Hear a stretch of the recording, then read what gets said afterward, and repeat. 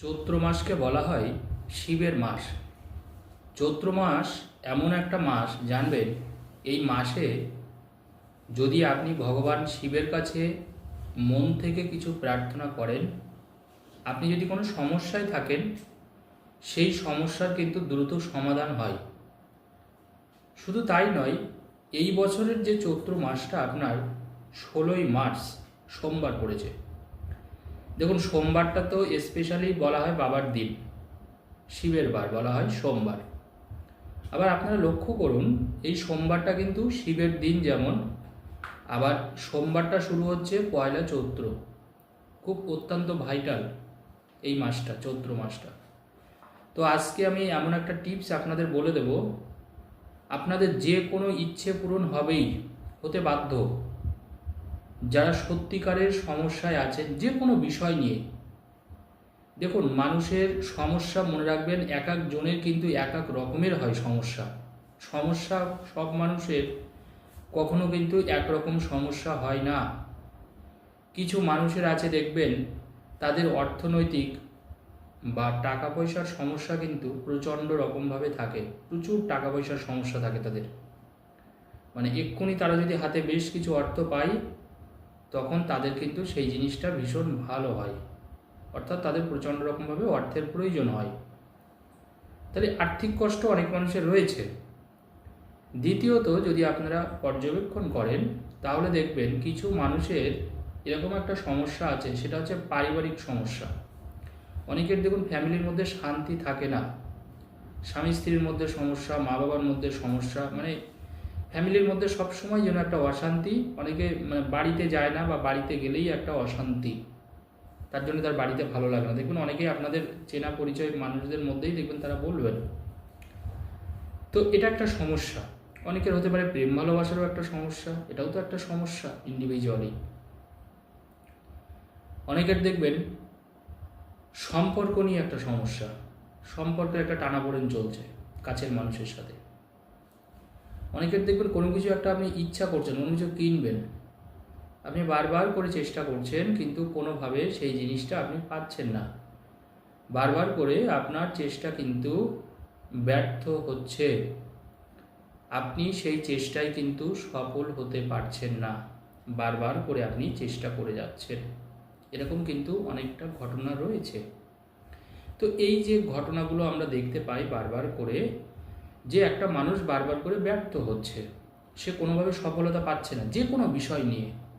কারোর হয়তো চাকরির সমস্যা হতে পারে, চাকরি নেই দীর্ঘদিন ধরে, চাকরিটা চলে গেছে হয়তো, বা নতুন করে আপনি হয়তো জব খোঁজার চেষ্টা করছেন কিন্তু কোনোভাবে সেটা পাচ্ছেন না। মানে মোট কথা, আপনার যে সমস্যায় থাকুক, দেখুন আপনি যদি ভগবানের কাছে নিজেকে সঁপে দেন, নিজের অন্তর থেকে যদি ভগবান শিবের কাছে আপনি সঁপে দেন, বাবার কাছে আপনি সব কিছু ছেড়ে দেন, তাহলে জানবেন সেই সমস্যার থেকে আপনি কিন্তু পরিত্রাণ পাবেন পাবেন পাবেন। এটা সবসময় মাথায় রাখবেন। কারণ ভগবান শিবের কিন্তু আর এক নাম কিন্তু ভোলানাথ, মনে রাখবেন। তিনি ভক্তের দুঃখ কষ্ট কিন্তু সহ্য করতে পারেন না, তিনি অল্পতেই সন্তুষ্ট হন। তাই ভগবান শিবকে কিন্তু আমরা বেলপাতা দিয়ে পুজো করি, তিনি বেলপাতাতেই তুষ্ট।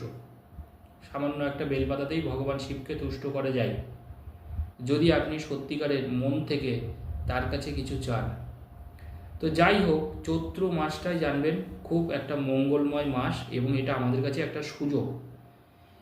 আমরা যারা যারা দেখুন, আমরা আজকে এই জ্যোতিষ বিদ্যার সাথে যুক্ত, তন্ত্র মন্ত্র নিয়ে কাজ করি, আমাদের কাছে চৈত্র মাসটা একটা আলাদা তাৎপর্য বহন করে। কারণ এই মাসে আমাদের প্রচুর কাজ বেড়ে যায়, তন্ত্রমন্ত্রের কাজ। বলা হয় চৈত্র মাসে যদি কোনো তন্ত্রমন্ত্রের কাজ করা হয়, মনে রাখবেন যদি কোনো মনস্কামনা করা হয়, তাহলে সেটা কিন্তু দ্রুত পরিপূর্ণ হয়, সেই কাজটা কিন্তু তাড়াতাড়ি ফলে, এটা মাথায় রাখবেন। তার জন্যে এই যে চৈত্র মাস দেখবেন অনেকে সোমবার সোমবার করে নিরামিষ আহার করেন, আপনারাও পারলে করবেন এই যে চৈত্র মাস। এবং সব থেকে মজার ব্যাপার হচ্ছে দেখুন প্রথম যে দিনটা চৈত্র মাস, সেটা কিন্তু সোমবার শুরু হচ্ছে। আপনারা সোমবারটা নিরামিষ আহার করবেন, এই পুরো চৈত্র মাসটা বাবার নাম করে আপনার মনস্কামনা জানিয়ে আপনি নিরামিষ আহার করবেন। তো দেখুন আপনার যে মনস্কামনা, সেটার জন্য যেটা আপনাকে করতে হবে, আপনি একটা বেল পাতা নেবেন, জাস্ট একটা বেল পাতা, একটা বেলপাতা নেওয়ার পরে আপনি ওই বেলপাতার উপরে আপনার যে মনস্কামনাটা আছে সেই মনস্কামনাটা আপনি লিখে দেবেন।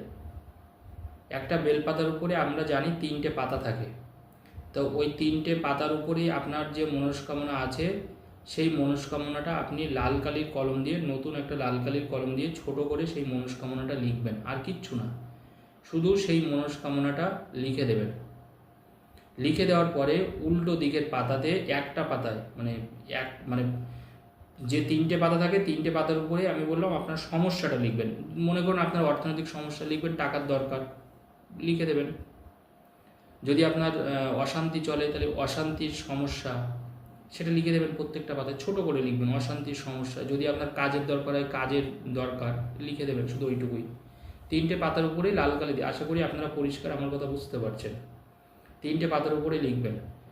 ঠিক তার ব্যাক সাইডে মানে উল্টো দিকের যে মাঝখানের যে পাতাটা থাকে, বড় যে পাতাটা থাকে, মানে মিডিল যে পাতাটা থাকে, 2 সাইডে 2টো পাতা থাকে, মাঝখানে একটা পাতা থাকে, ওই মিডিল পাতাটা আপনি লিখে দেবেন হর হর মহাদেব। কি লিখবেন? হর হর মহাদেব, আর কিন্তু কিচ্ছু না, মনে রাখবেন কিন্তু হর হর মহাদেব, আর কিচ্ছু লিখবেন না, শুধু এটাই লিখবেন হর হর মহাদেব। লেখার পরে আপনি ওই বেলপাতাটা আপনার নিজের কাছে রেখে দেবেন, কিচ্ছু করবেন না। এই সোমবারের দিনকে আপনি নিরামিষ আহার করবেন। এইভাবে আপনি পরপর করে যে সোমবারগুলো আসবে এই চৈত্র মাসের প্রত্যেকটা সোমবারে এরকম একটা করে বেলপাতা আপনি নেবেন।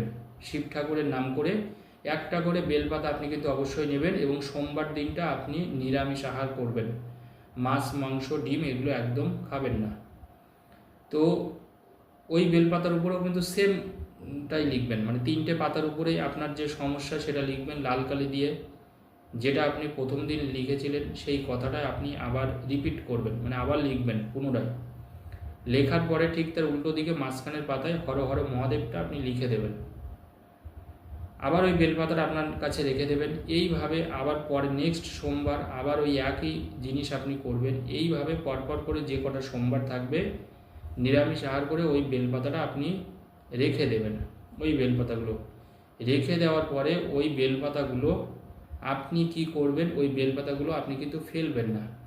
এই চৈত্র মাসের এই সোমবারের এই বেলপাতাটা নিয়ে মনে রাখবেন আপনি যে কোনো একটা মন্দিরে আপনি দান করে দেবেন। ওই বেলপাতাটা যে কোনো একটা মন্দিরে দান করবেন, অথবা চৈত্র মাসের যে শেষ সোমবার থাকবে এটাও আপনি একটা করতে পারেন, অথবা চৈত্র মাসের যে শেষ সোমবার থাকবে আপনি ওই শেষ সোমবারে ওই বেলপাতাগুলো জলে আপনি ফেলে দেবেন।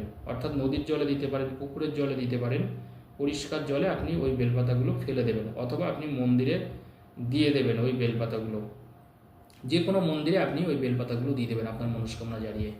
এটা যদি আপনি চৈত্র মাসের এই সোমবার থেকে শুরু করতে পারেন। এবার দেখুন, হয়তো মনে করুন মানে অনেকে আছে যারা পরে হয়তো আমার ভিডিও দেখবে, প্রথম সোমবারটা মিস করে যাবে, হতে পারে। আপনি পরের সোমবার থেকে শুরু করুন, কোনো অসুবিধা নেই, সেটা করলেও কিন্তু হবে। আপনি যদি পরের সোমবার থেকে শুরু করেন সেটা করলেও কিন্তু হবে। কিন্তু এই কাজটা খুব অথেন্টিক কাজ, এইটুকু বলতে পারি। আপনারা করুন, 1 সপ্তাহ যাবে না, আপনি যে সমস্যার জন্য কষ্ট পাচ্ছেন সেই সমস্যার অবসান হবেই হবে, এইটুকু আপনাকে বলতে পারি জোর গলায়। আপনি কাজটা করুন, একদম হাতে নাতে ফল পাবেন, এইটুকু বলতে পারি। ধন্যবাদ।